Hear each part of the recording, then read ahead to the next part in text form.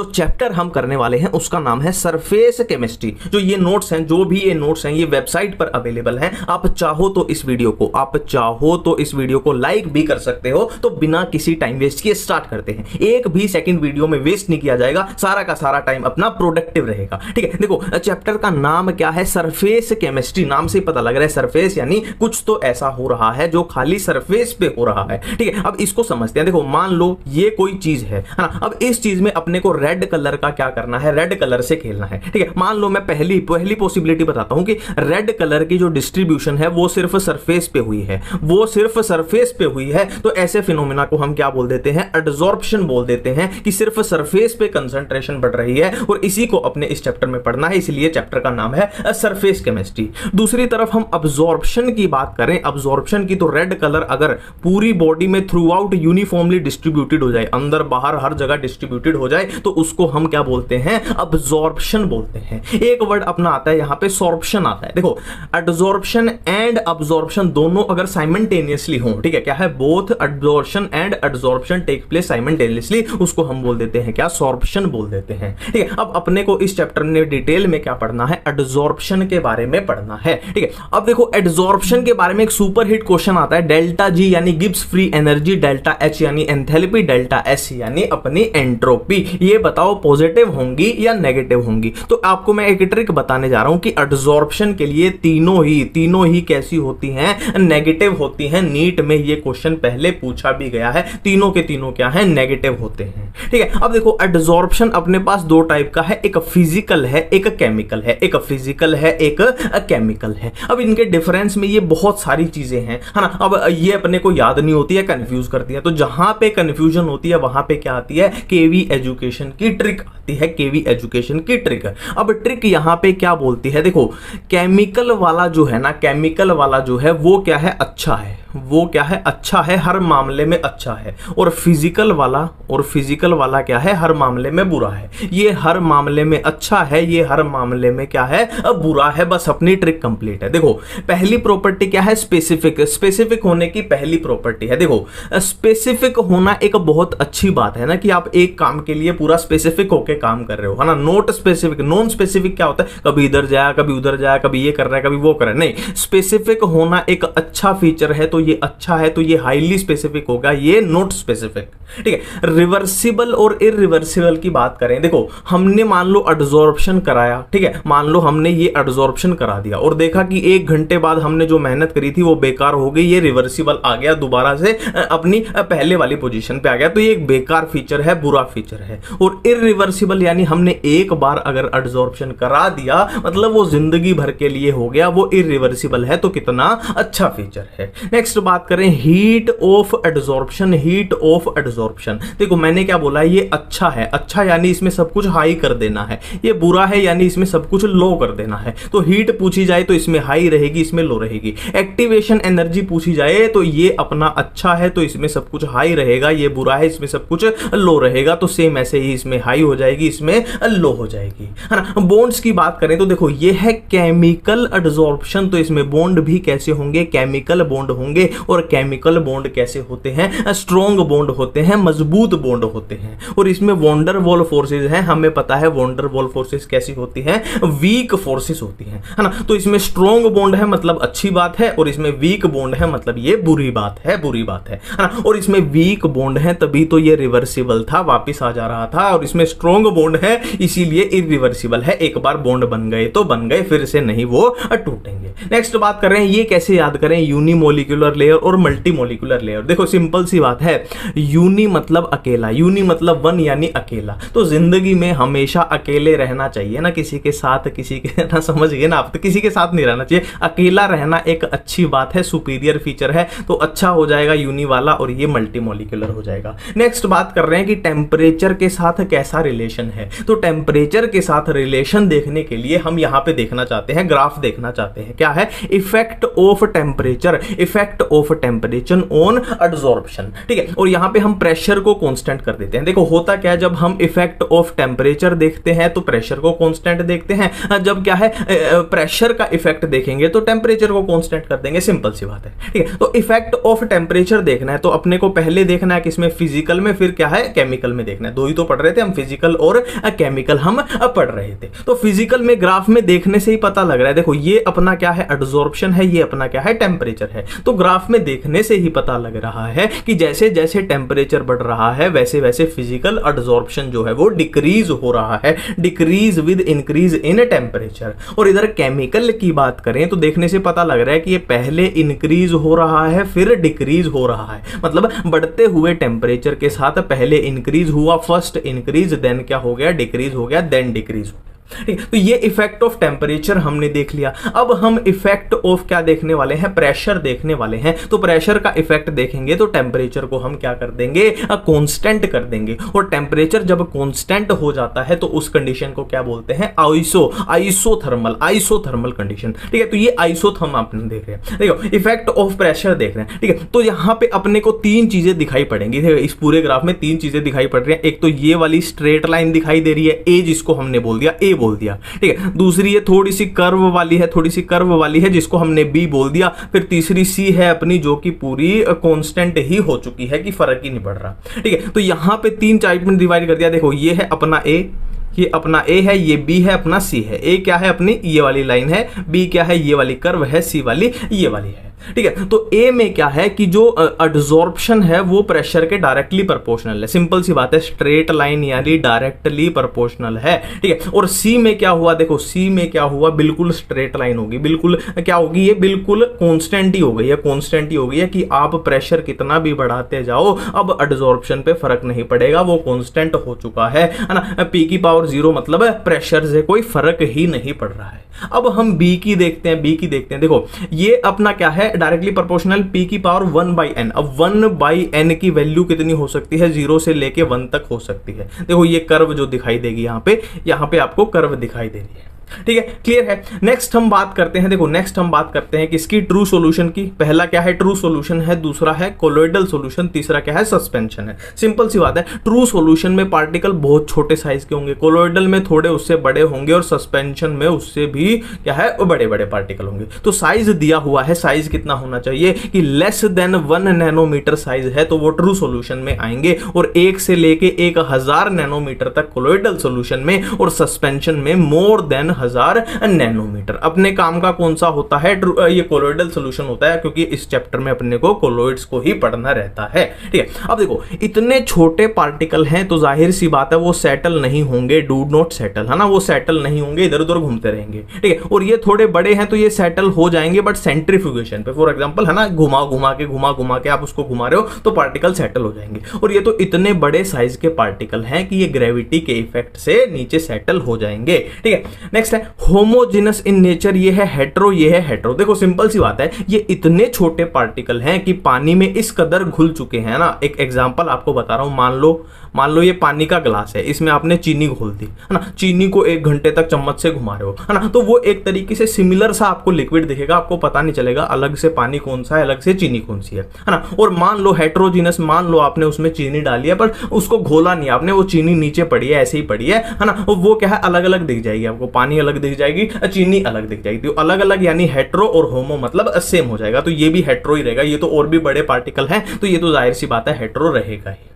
अब नेक्स्ट देखो दो चीजें आपसे पूछी जाएंगी, एक क्या है अपना टिंडल इफेक्ट, एक ब्राउनियन मूवमेंट। दो चीजें पूछी जाएंगी, एक है टिंडल इफेक्ट, एक क्या है ब्राउनियन मूवमेंट, ठीक है। अब ये होते क्या है ये मैं बाद में बताऊंगा, बस यहां पे इतना सा याद रखो कि ट्रू सॉल्यूशन जो है वो ये दोनों में से कोई भी इफेक्ट नहीं दिखाएंगे, ठीक है। और क्या है ये अपना कोलोइडल सॉल्यूशन जो है ये दोनों दिखाएगा, टिंडल इफेक्ट भी और ब्राउनियन मूवमेंट भी, ठीक है। और ये क्या है मे और मे नॉट शो, मतलब दिखा भी सकता है या नहीं भी दिखा सकता है, बट कोलोइडल का आपको हर हाल में याद रखना है कि टिंडल इफेक्ट भी और ब्राउनियन मूवमेंट भी, और यहाँ पे नहीं देखने को मिलेंगे, ठीक है। नेक्स्ट देखो अब हमें डिटेल में बात करनी है कोलोइडल सॉल्यूशन के बारे में, इस चैप्टर में वही अपने को पढ़ना है, ठीक है। तो जो मैं ये फ्लो बता रहा हूं ना, इस फ्लो को पकड़ लेना, मजा आ जाएगा, मैं गारंटी दे रहा हूं इस फ्लो से मजा आ जाएगा। देखो कोलोइडल सॉल्यूशन जो होता है उसमें 2 फेज होते हैं, 2 फेज। कौन से एक डिस्पर्स्ड फेज, एक डिस्पर्जन मीडियम। ठीक है, ये भी अपना फेज ही, ऐसा मत बोलना इसमें फेज आ रहा है इसमें मीडियम आ रहा है। तो कोलोइडल सॉल्यूशन में दो फेज होते हैं, एक डीपी यानी डिस्पर्स्ड फेज, एक डीएम यानी डिस्पर्जन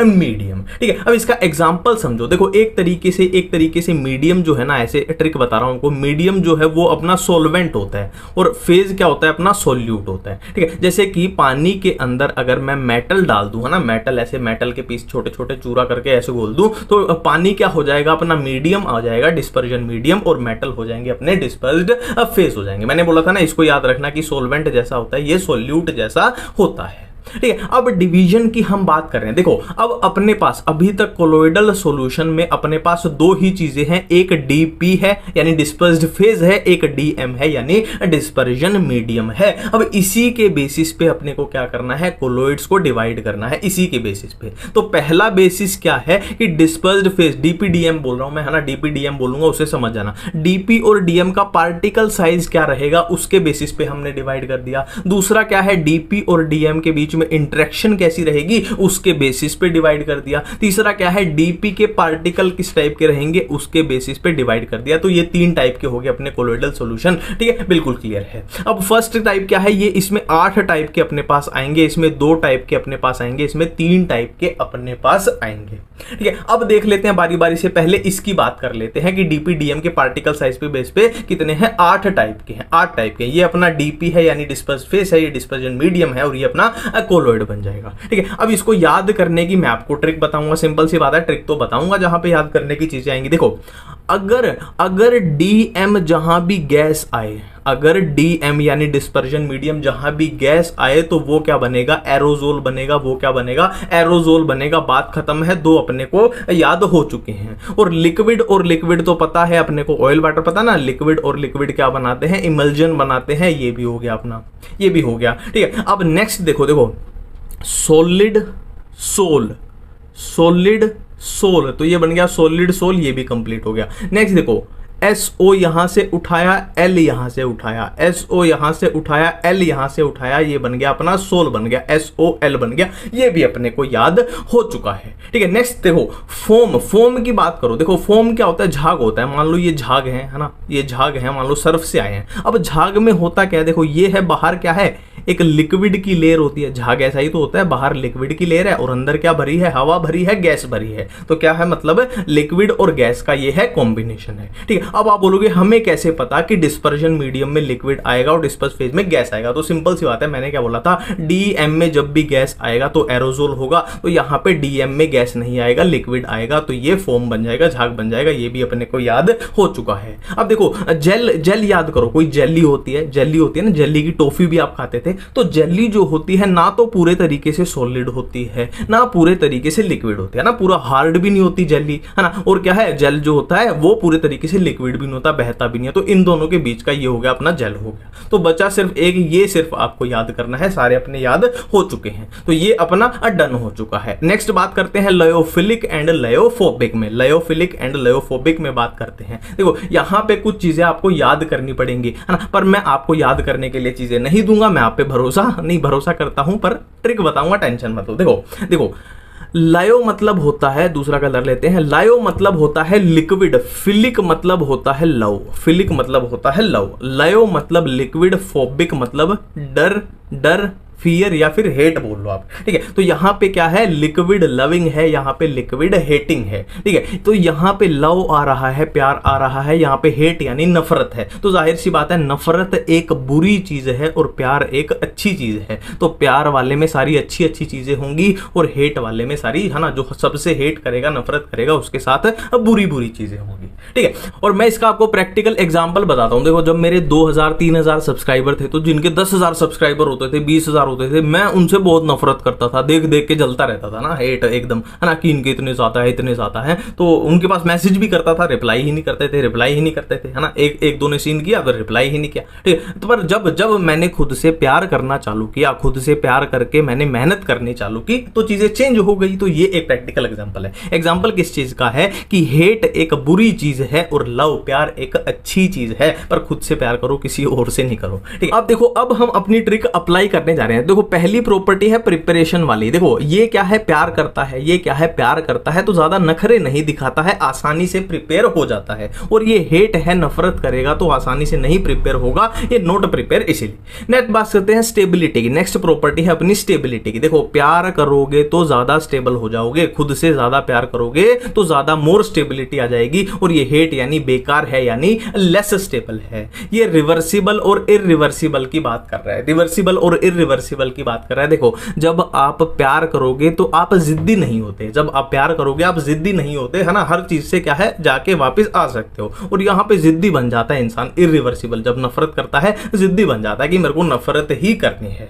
नेक्स्ट विस्कोसिटी की बात करते हैं। देखो विस्कोसिटी यानी गाढ़ापन, है ना, तो ऐसे याद रखना कि कैरेक्टर में गाढ़ापन, दिमाग में गाढ़ापन, गाढ़ापन यानी एकदम शांति, एकदम शांति। तो विस्कोसिटी इसमें ज्यादा होती है, सॉल्यूशन से ज्यादा होगी। और इसमें विस्कोसिटी सेम होती है, विस्कोसिटी सेम होती है। नेक्स्ट सरफेस टेंशन की बात कर रहे हैं। देखो नाम में ही आ रहा है क्या, टेंशन आ रहा है। तो जो प्यार करेगा, जो खुद से प्यार करेगा उसको टेंशन क्या होगी, कम होगी, लो रहेगी। और जो नफरत करेगा उसको हर टाइम क्या रहेगी, हाई टेंशन रहेगी। यार इसने ये कर लिया, उसने वो कर लिया, और यहाँ पे लो रहेगी। नेक्स्ट है स्कैटरिंग। देखो स्कैटरिंग का ऐसे याद रखना, स्कैटरिंग मतलब क्या होता है, बिखरना। स्कैटरिंग मतलब होता है बिखरना। तो जो खुद से प्यार करेगा वो कम बिखरेगा, वो कम बिखरेगा, खुद को संभाल लेगा, है ना। और जो नफरत करने वाला आदमी होगा तो उस पर मुसीबत आएंगी, वो बहुत जल्दी बिखर जाएगा। तो स्कैटरिंग इसमें हाई होती है।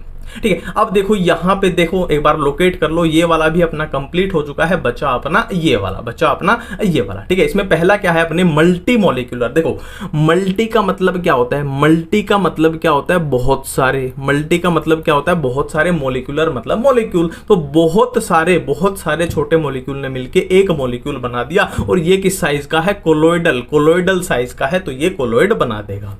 मैक्रो मॉलिक्यूल की बात कर रहे हैं। देखो कोलोइड अपने को बनाना है, अपने को क्या बनाना है, कोलोइड बनाना है। तो कोलोइड बनाने के लिए मान लो अपने को इस साइज के पार्टिकल चाहिए, इस साइज के। ठीक है, तो ऐसे मैक्रो मॉलिक्यूल जो कि कोलोइडल साइज के रेंज के हैं वो क्या बना देंगे, कोलोइड बना देंगे। तो हो गया मैक्रो मॉलिक्यूल हो गया। नेक्स्ट हम बात करते हैं एसोसिएटेड कोलोइड की। देखो ये क्या है, देखो ये नॉर्मल कंसंट्रेशन पे तो क्या करते हैं, नॉर्मल इलेक्ट्रोलाइट की तरह बिहेव करते हैं। ठीक है, नॉर्मल लो कंसंट्रेशन पे नॉर्मल इलेक्ट्रोलाइट की तरह बिहेव करते हैं, बट हाई कंसंट्रेशन पे ये कोलोइड बन जाते हैं। देखो फॉर एग्जाम्पल मान लो ये कोई गिलास है, इसमें मैंने इलेक्ट्रोलाइट डाल दिए।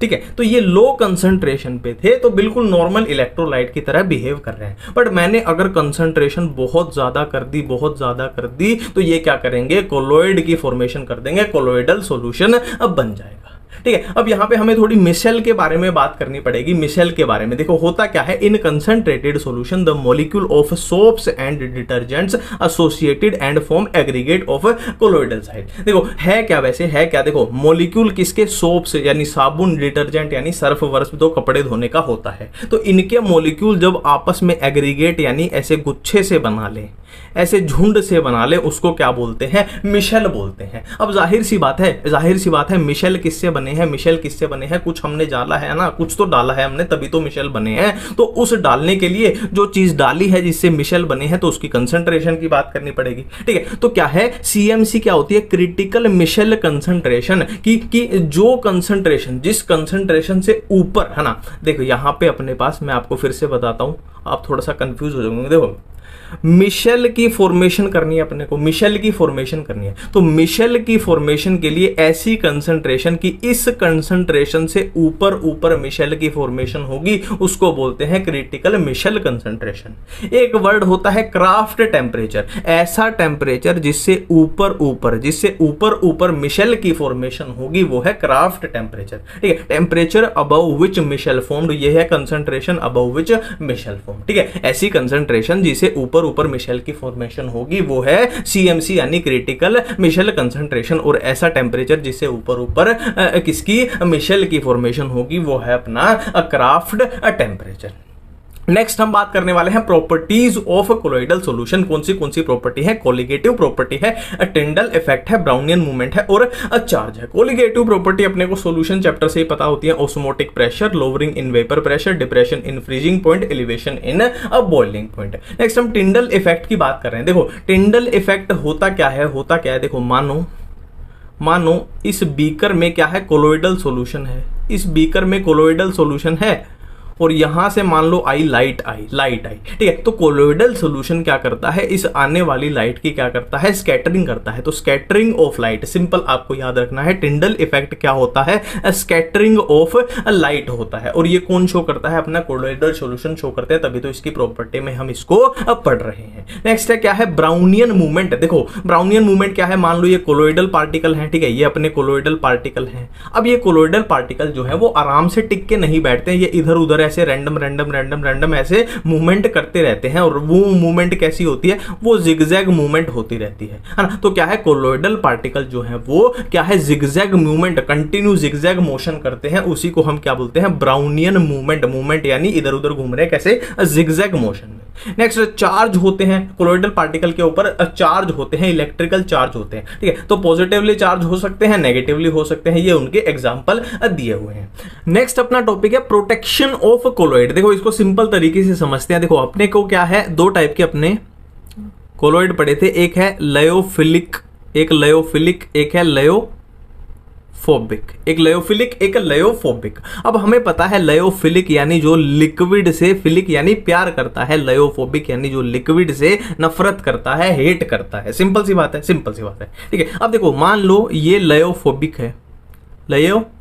है और यहां पे बाहर क्या है, लिक्विड है। बाहर क्या है, एक मैं आपको ट्रिक बता रहा हूं इसको याद करने की, प्रोटेक्शन। यहां बाहर क्या है, लिक्विड है। अब ये लयोफोबिक है, यानी जाहिर सी बात है ये लयोफोबिक जो है इस लिक्विड से डरेगा, यानी इसको इस लिक्विड से बचाना पड़ेगा, है ना। इससे लिक्विड से डरता है बेचारा, तो इसको लिक्विड से बचाना पड़ेगा। तो ये क्या है, जो लिक्विड से प्यार करता है, ये बोलेगा मैं तुझे बचाऊंगा, तो ये यहां पे आएगा और इसके बाहर क्या है, खुद की अपने आप की एक लेयर बना देगा। ये लयोफिलिक की लेयर बन गई। और लयोफिलिक क्या है, लिक्विड से प्यार करता है, इसको लिक्विड से कोई भी तकलीफ नहीं है। तो प्रोटेक्शन ऑफ कोलोइड, ये चीज जहां आ जाए तो याद रखना, ट्रिक मैंने बताई है कि लयोफोबिक को कौन बचाता है, लयोफिलिक बचाता है। अब लयोफिलिक ने इसको प्रोटेक्ट किया है, तो इसीलिए इसको क्या बोल देते हैं, प्रोटेक्टिव कोलोइड बोल देते हैं। वही बातें यहां पे लिखी गई है कि लयोफिलिक बचाता है लयोफोबिक को, और इसको प्रोटेक्टिव कोलोइड यहां पे बोल दिया जाता है, यही बातें लिखी गई। नेक्स्ट बात करते हैं प्रिपरेशन ऑफ कोलोइड्स की। देखो ये केमिकल मेथड में तो रिएक्शन आ जाएंगी डायरेक्ट ऐसी, इसमें तो क्या ही मैं आपको बताऊं, ठीक है। नेक्स्ट मेथड है क्या, इलेक्ट्रिक डिसइंटीग्रेशन और ब्रेडिक आर्क। देखो इसकी भी मैं आपको सिंपल सी ट्रिक बताता हूं, देसी तरीके से बताता हूं। देखो मान लो ये अपने पास एक बाल्टी थी, बाल्टी में मान लो पानी भरा है। यहां पे अपने को बनाना क्या है, प्रिपरेशन ऑफ कोलोइड करना। बाल्टी में पानी भरा है। अब मैंने क्या किया, इस बाल्टी में एक गोल्ड की रोड डाल दी या प्लेटिनम की रोड डाल दी, ठीक है। अब क्या किया, मेरे को कोलोइड बनाना है, गोल्ड का कोलोइड बनाना है। तो इस गोल्ड की रोड पे मैंने क्या किया, यहां से करंट दे दिया, यहां पे बिजली में लगा दी, इसको करंट दे दिया। तो इसको जब करंट मिलेगा तो ये थोड़ी थोड़ी गोल्ड टूट के, है ना, इस रोड से थोड़ा थोड़ा गोल्ड टूट के यहाँ पे मिल जाएगा, है ना। अब यहाँ पे मिल के, है ना, पानी था उसमें गोल्ड मिल गया, तो ये जो बन जाएगा, ये क्या बन जाएगा, कोलोइडल सोल्यूशन बन जाएगा। तो ये एक प्रिपरेशन होगा कोलोइड का। Next peptization. देखो पेप्टाइडेशन का जो क्वेश्चन आता है ना, वो अपने बोर्ड में पूछा जाता है कि में क्या क्या होता है, ठीक है। बस आपको इतना याद रखना है कि पेप्टाइजेशन जो है वो कोलोइड के प्रिपरेशन का एक मेथड है। ये ट्रू फॉल्स में अपना आ सकता है, ठीक है। अब देखो दो चीजें बची हैं अपनी, यहाँ पे दो चीजें बची हैं। एक है इमल्जन। इमल्जन क्या होता है, कुछ नहीं है, अपनी एनसीईआरटी में भी देख लेना आप, कुछ नहीं दिया हुआ कि ऑयल इन वाटर, एक ये दिया हुआ है, एक वाटर इन ऑयल। मैंने आपको बताया था इमल्जन क्या होता है, लिक्विड इन लिक्विड होता है, लिक्विड इन लिक्विड। तो ऑयल भी लिक्विड है, वाटर भी लिक्विड है, वाटर ऑयल ना, इससे ज्यादा इसमें कुछ फालतू का है ही नहीं, है ना। और एक अपना टॉपिक कौन सा आता है, एंजाइम वाला आता है, एंजाइम वाला ना, कैटालिस्ट वाला, एंजाइम वाला। तो एंजाइम वालों को तो हम क्या है डिटेल में अपनी बायोलॉजी में पढ़ते हैं, बायोमोलिक्यूल में, है ना। और उसमें एंजाइम को तो हम पूरा डिटेल में पढ़ते हैं। और वैसे एंजाइम है उनको डाइजेशन वाले चैप्टर में भी पढ़ते हैं, तो इसमें ऐसा अलग से कुछ पढ़ने का है नहीं, ठीक है। तो मिलते हैं नेक्स्ट चैप्टर के साथ नेक्स्ट वीडियो में। थैंक यू, धन्यवाद, बाय।